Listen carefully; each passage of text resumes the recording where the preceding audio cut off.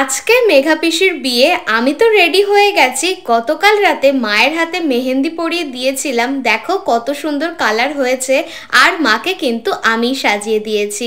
বেরোবো ঠিক সেই সময় প্রচণ্ড জোরে বৃষ্টি হচ্ছিল, তো বৃষ্টিটা একটু কমলে তারপরই বেরোলাম।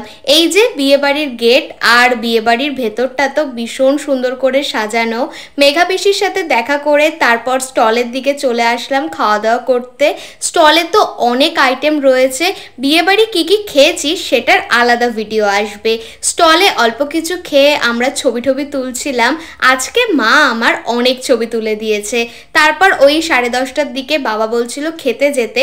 ঠিক সেই সময় দেখি বিয়ে শুরু হবে, আর আমার তো বিয়ে দেখতে ভীষণই ভালো লাগে, তাই দাঁড়িয়ে পড়েছি একটুখানি বিয়ে দেখার জন্য।